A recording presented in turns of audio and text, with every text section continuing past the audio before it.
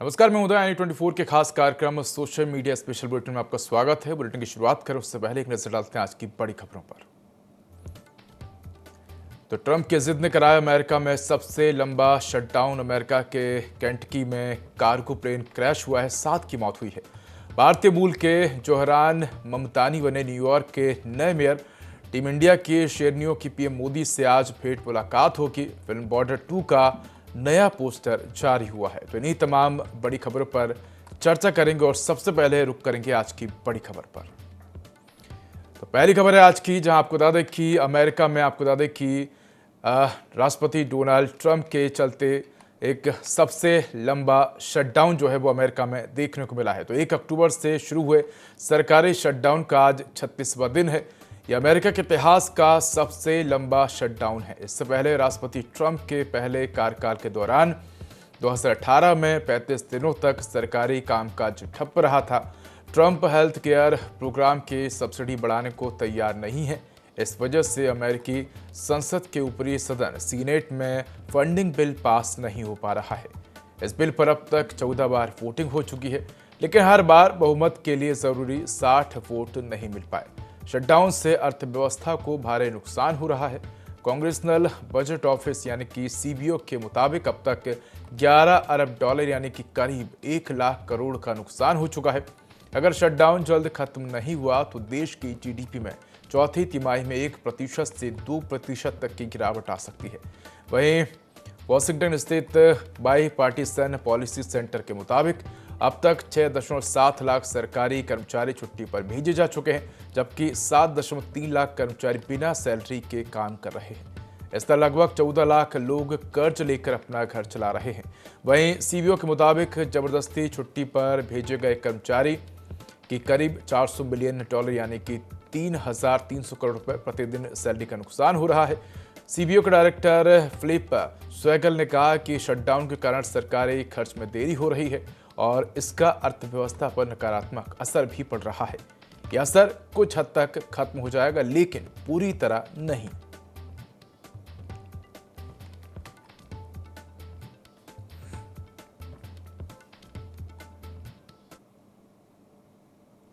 America के Kentucky राज्य में बुधवार को लुईविल में एक कार्गो प्लेन क्रैश हो गया। हादसे में 7 लोगों की मौत हो गई, जबकि कम से कम 11 के घायल होने की खबर है। बता दें कि फेडरल एविएशन अथॉरिटी यानी कि FAA के मुताबिक यूपीएस कंपनी की फ्लाइट 2976 ने मोहम्मद अली इंटरनेशनल एयरपोर्ट से होनोलुलु हवाई के डेनियल इनोय इंटरनेशनल एयरपोर्ट के लिए उड़ान भरी थी। FAA ने बताया कि यह हादसा शाम करीब 5:15 पर स्थानीय समय अनुसार हुआ है। सोशल मीडिया पर वायरल वीडियो में तेज आग और मलबा दिखाई दे रहा है। साथ ही रिपोर्ट के मुताबिक विमान में करीब 38,000 गैलन ईंधन करीब 1.5 लाख लीटर तेल भरा हुआ था, जो धमाके के बाद आग की लपटों में बदल गया। पुलिस ने एयरपोर्ट से 8 किलोमीटर के दायरे में रहने वाले लोगों को घर के अंदर रहने का आदेश दिया है। साथ ही एयरपोर्ट को फिलहाल बंद कर दिया गया है। अमेरिका के केंटकी में कार्गो प्लेन क्रैश में 7 की मौत हो गई है और 1.5 लाख लीटर तेल फैल गया है। तो 8 किलोमीटर के दायरे में लोगों को घर से बाहर ना निकलने के आदेश दिए गए हैं। तो ये तस्वीरें आप देख सकते हैं जहां कार्गो प्लेन क्रैश हुआ है। बताया जा रहा है कि प्लेन में 1.5 लाख लीटर जो है वो तेल भरा हुआ था, जिसके बाद जैसे ही प्लेन क्रैश हुआ जगह जगह आग की लपटें नजर आई। धुआं जो है वो चारों तरफ फैल गया और जो भरा हुआ तेल था वो चारों ओर बिखर गया।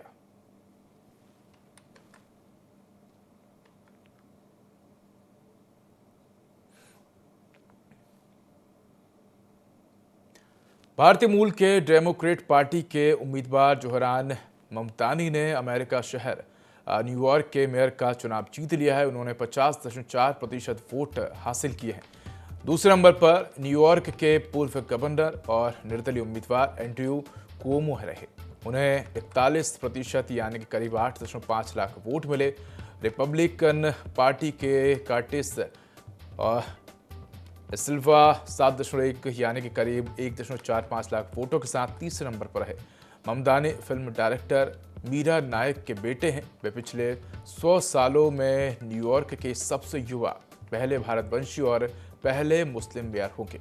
जीत के बाद ममदानी ने न्यूयॉर्क की जनता को संबोधित किया। इसमें उन्होंने ट्रंप को चेतावनी दी। ममदानी ने कहा कि जिस शहर ने ट्रंप को पैदा किया वही अब देश को दिखाएगा कि उन्हें कैसे हराया जाता है। डोनाल्ड ट्रंप, मुझे पता है कि आप ये देख रहे हैं, मेरे पास आपके लिए 4 शब्द हैं, वॉल्यूम जरा तेज करो। ममदानी की जीत को लेकर अमेरिकी मीडिया में अलग अलग तरह के रिएक्शन भी देखने को मिल रहे हैं। साथ ही वहाँ के जो तमाम अखबार हैं उन्होंने भी ममदानी की चुनाव यात्रा को एक असंभव लगने वाली दौड़ बताया है। वहीं न्यूयॉर्क के एक और अखबार ने ममदानी को कम्युनिस्ट बताते हुए द रेड एप्पल कहा है। बता दें कि दौरान ममदानी के विजय भाषण के बाद राष्ट्रपति ट्रंप ने ट्रुथ सोशल पर रिएक्शन दिया है। उन्होंने लिखा कि अब ये शुरू होता है। ये पोस्ट उस वक्त आई जब ममदानी ने अपने भाषण में सीधे ट्रंप का नाम लेते हुए निशाना बनाया था। ममदानी ने अपने मेयर चुनाव की जीत को ट्रंप के खिलाफ जनादेश की तरह पेश किया। अपने भाषण में ममदानी ने कहा कि अगर कोई एक शहर उस देश को दिखा सकता है जिसे डोनाल्ड ट्रंप ने धोखा दिया कि उसे कैसे हराया जाए, तो वह वही शहर है जिसने ट्रंप को पैदा किया, न्यूयॉर्क। उन्होंने आगे कहा कि यह सिर्फ ट्रंप को रोकने का तरीका नहीं बल्कि अगले शख्स को रोकने का भी तरीका है।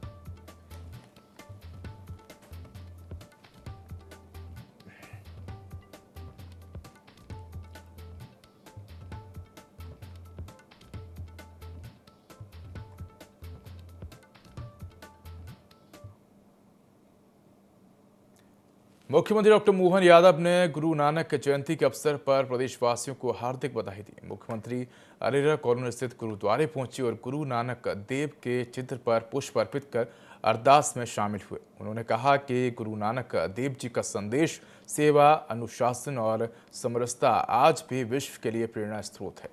गुरुद्वारे में बड़ी संख्या में सिख समाज के लोग मौजूद रहे और पूरा वातावरण वाहे गुरु जी का खालसा, वाहे गुरु जी की फतेह के जयकारों से गूंज उठा।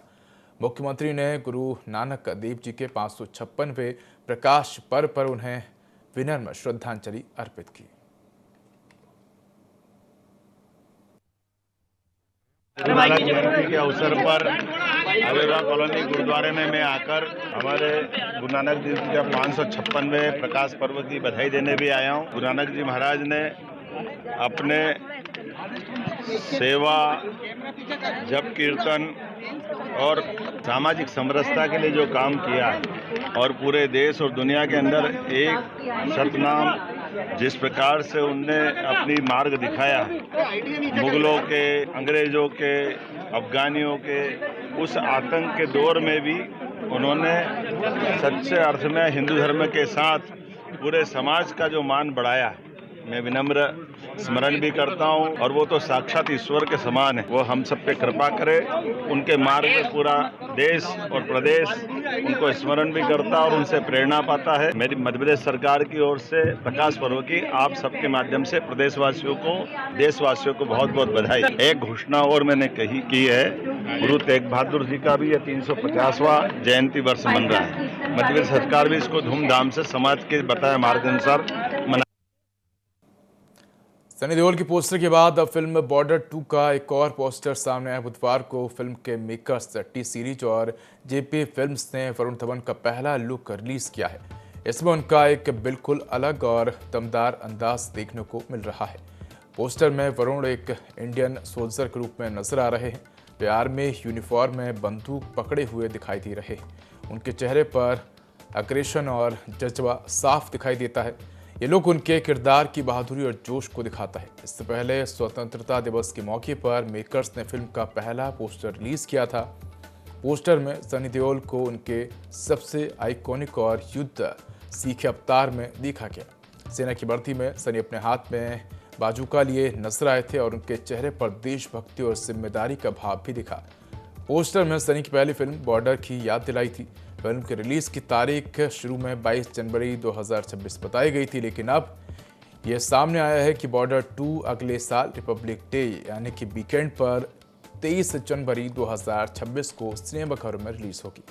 फिल्म का डायरेक्शन अनुराग सिंह कर रहे हैं। इसमें सनी देओल, वरुण धवन, दिलजीत दोसांझ, आहान शेट्टी, मेघा राणा, मोना सिंह और सोनम बाजवा जैसे कलाकार नजर आएंगे। वहीं फिल्म को गुलशन कुमार और टी सीरीज ने जेपी दत्ता की जेपे फिल्म्स के साथ मिलकर प्रोड्यूस किया है।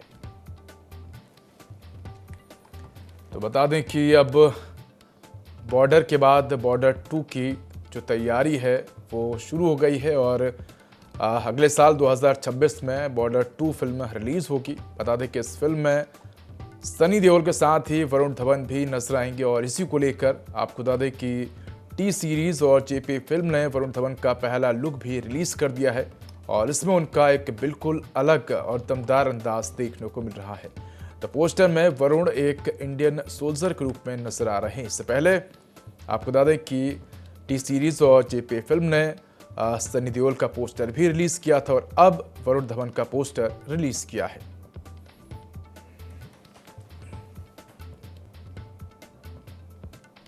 रिजर्व बैंक आने वाले महीनों में रेपो रेट में 0.25 से 0.5% तक की कटौती का ऐलान कर सकता है। खाने पीने की चीज़ों के दामों में कमी और हालिया जीएसटी कटौती के असर से महंगाई में भी लगातार नरमी बनी हुई है। इसी वजह से आरबीआई को आर्थिक ग्रोथ को सपोर्ट देने के लिए मौद्रिक नीति को उदार बनाने का मौका मिलेगा। इसके साथ ही बता दें कि तमाम रिपोर्टों में ये संभावना भी जताई गई है।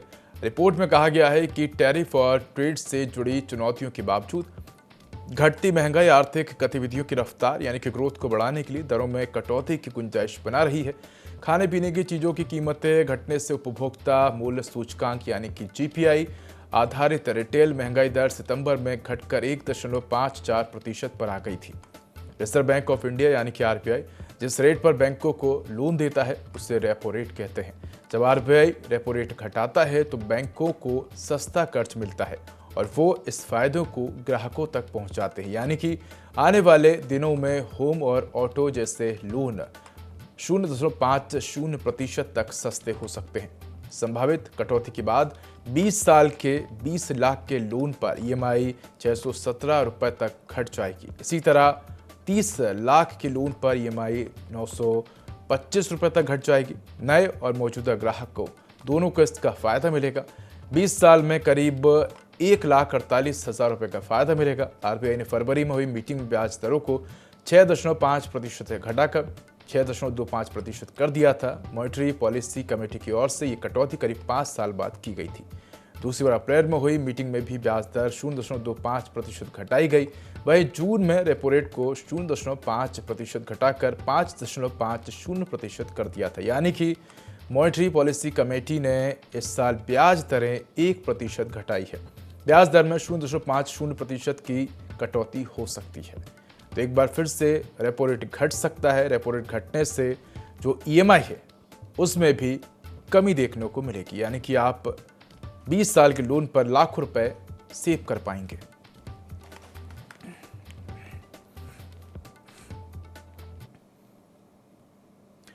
वर्ल्ड कप 2025 की विजेता भारतीय महिला टीम आज प्रधानमंत्री नरेंद्र मोदी से मुलाकात करने वाली है। वहीं कल इस टीम की मुलाकात भारत की राष्ट्रपति द्रौपदी मुर्मू से होगी।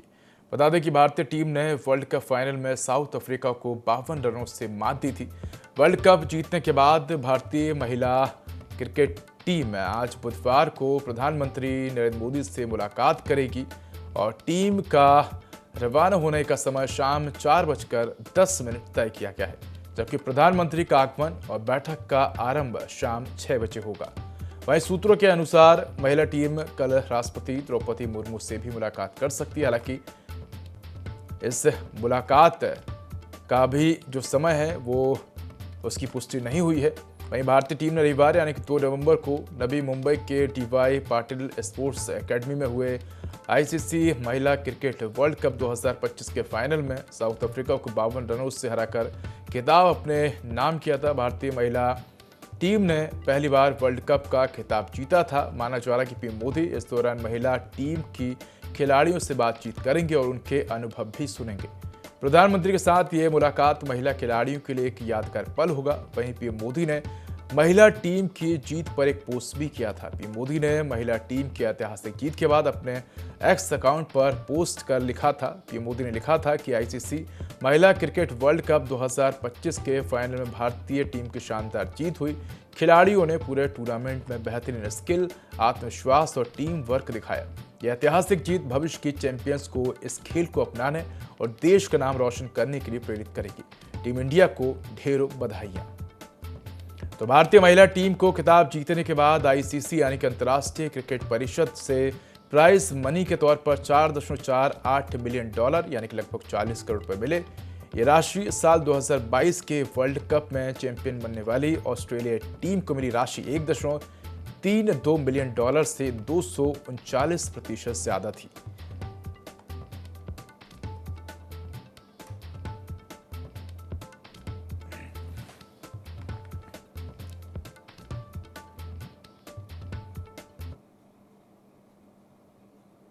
विदिशा में सोशल मीडिया पर एक वीडियो वायरल हो रहा है। वीडियो में नशे में युवक और किन्नर के बीच सड़क पर हाथापाई होती दिख रही है। बताया जा रहा है कि किसी बात पर कहासुनी बढ़ी और मामला बढ़ गया। आसपास मौजूद लोगों ने पूरी घटना रिकॉर्ड कर सोशल मीडिया पर वायरल कर दी। वीडियो बक्सरिया पेली कोठी क्षेत्र का बताया जा रहा है। तो ये तस्वीरें आप देख सकते हैं, जहां विदिशा से एक वीडियो सोशल मीडिया पर वायरल हो रहा है, जिसमें एक युवक और किन्नर की आपस में लड़ाई होती हुई नजर आ रही है। तो वीडियो में जो युवक है वो नशे में नजर आ रहा है। बताया जा रहा है कि युवक और किन्नर के बीच किसी बात को लेकर विवाद हुआ और ये विवाद हाथापाई में बदल गया। इसका वीडियो अब सोशल मीडिया पर तेजी से वायरल हो रहा है। तो देख सकते हैं कि किस प्रकार एक युवक और किन्नर आपस में हाथापाई करते हुए नजर आ रहे हैं। बताया जा रहा है कि जो युवक है वो नशे की हालत में था और दोनों के बीच किसी बात को लेकर विवाद हुआ और ये विवाद इतना बढ़ गया कि दोनों के बीच हाथापाई शुरू हो गई।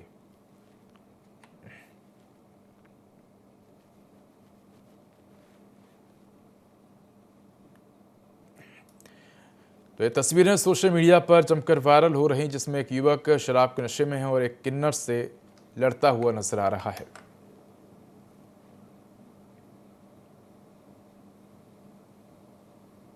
तो खबर गूगल से जुड़ी हुई है, जहां गूगल के सीईओ सुंदर पिचाई ने एक बड़ा ऐलान किया है। आपको बता दें कि अब गूगल इसके बाद नए क्षेत्र में काम करने जा रहा है। तो सुंदर पिचाई का ऐलान है कि गूगल ने अंतरिक्ष में सफल टेस्ट किया है। गूगल का जो प्रोजेक्ट है सन कैचर, उसको लेकर गूगल ने एक नई जानकारी शेयर की है। उन्होंने बताया कि प्रोजेक्ट सन कैचर के लिए एक सफल टेस्ट कंप्लीट कर लिया है। प्रोजेक्ट सन कैचर की मदद से कंपनी लो अर्थ ऑर्बिट में कंप्यूटिंग सिस्टम के माध्यम से आपको बता दें कि काम करेगी। लो अर्थ ऑर्बिट में इसको लेकर सफल टेस्टिंग हुई है। तो गूगल का सन कैप्चर मिशन स्पेस में पहला एआई डेटा हब बनेगा। प्रोजेक्ट सन कैप्चर की मदद से कंपनी लो अर्थ ऑर्बिट में कंप्यूटिंग सिस्टम का सेटअप लगाना चाहती है, जिसको सूरज की रोशनी से पावर मिलेगी। तो आइए इसके बारे में डिटेल से जानते हैं। तो दुनिया भर में एआई कंपनी अपने डेटा सेंटर को लेकर काम कर रही हैं। कोई धरती पर या फिर कोई समंदर के अंदर डेटा सेंटर बना रहा है। इस दिशा में गूगल एक कदम आगे निकलने की कोशिश कर रहा है। अब गूगल अंतरिक्ष में एआई कंप्यूटिंग डेटा सेंटर बनाने की तैयारी में है।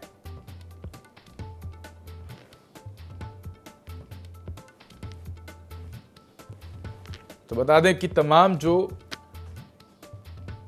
एआई कंपनियां हैं वो अपने डेटा सेंटर तमाम जगहों पर स्थापित कर रही हैं, और कोई समुद्र में, कोई किसी अन्य जगह पर, लेकिन अब गूगल अंतरिक्ष में अपना डेटा सेंटर स्थापित करेगा।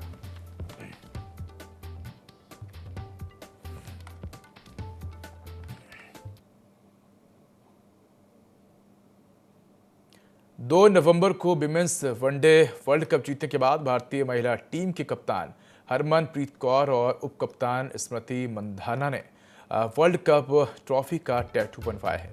हरमन ने बुधवार को सोशल मीडिया प्लेटफॉर्म इंस्टाग्राम पर अपने टैटू की फोटो पोस्ट की। इसमें 2025 और 52 लिखा है। ये 2025 महिला वनडे वर्ल्ड कप और फाइनल में भारत की 52 रन की जीत को दर्शाते हैं। साथ ही 1973 से अब तक विमेंस वर्ल्ड कप के 52 साल पूरे होने का प्रतीक है। हरमन ने अपनी पोस्ट में लिखा कि पहले दिन से इसका यानी कि ट्रॉफी का इंतजार था। वहीं स्मृति मंधाना का टैटू बीसीसीआई द्वारा बुधवार को जारी एक वीडियो में दिखा। उन्होंने हाथ पर ट्रॉफी के साथ 2025 लिखवाया। भारत की लड़कियों ने रविवार यानी कि 2 नवंबर को नवी मुंबई के डीवाई पाटिल स्पोर्ट्स एकेडमी में खेले गए फाइनल मुकाबले में साउथ अफ्रीका को 52 रन से हराकर वर्ल्ड कप जीता था। 87 रन बनाने के बाद 2 अहम विकेट लेने वाली 21 साल की Shafali Verma player of the final रहीं।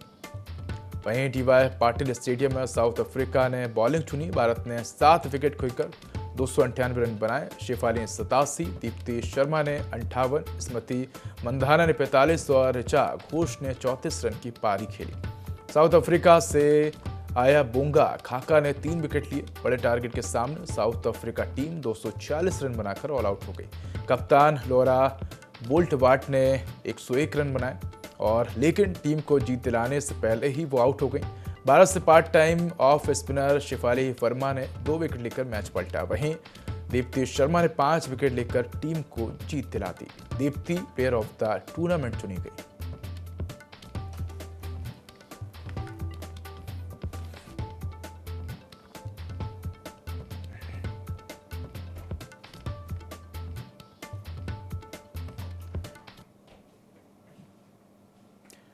तो हरिद्वार में कार्तिक पूर्णिमा और देव दीपावली के अवसर पर गंगा स्नान करने के लिए बड़ी संख्या में श्रद्धालु हरिद्वार पहुंच रहे हैं, जिससे शहर और हाईवे दोनों जगह जाम की स्थिति बन गई है। दिल्ली, हरियाणा, पंजाब और उत्तर प्रदेश सहित देश भर से आए वाहनों की भारी संख्या के कारण हाईवे पर गाड़ियां रेंगती हुई नजर आई और यात्री और पुलिसकर्मी दोनों ही जाम से परेशान नजर आए। ये तस्वीरें आपको दिखा रहे हैं, जहां हरिद्वार में आपको बता दें कि कार्तिक पूर्णिमा और देव दीपावली के अवसर पर गंगा स्नान करने के लिए बड़ी संख्या में श्रद्धालु हरिद्वार पहुंच रहे हैं, जिससे शहर और हाईवे दोनों जगह जाम की स्थिति बन गई है। तो दिल्ली, हरियाणा, पंजाब और उत्तर प्रदेश सहित देश भर से आए वाहनों की भारी संख्या के कारण हाईवे पर गाड़ियां रेंगती नजर आई और यात्री और पुलिसकर्मी दोनों ही जाम से परेशान नजर आए।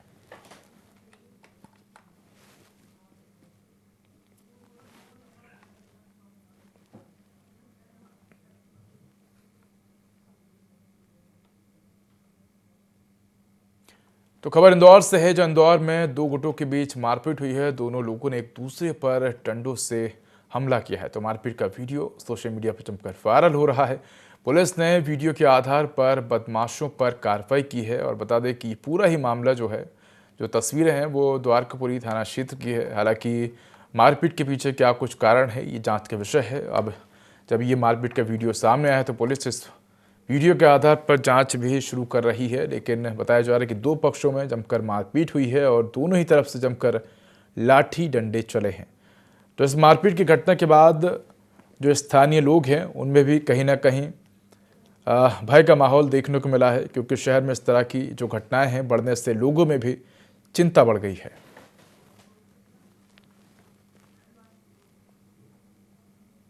तो फिलहाल इस बुलेटिन में इतना ही। खबरों का अधिक अपडेट के लिए देखते रहिए i24। नमस्कार।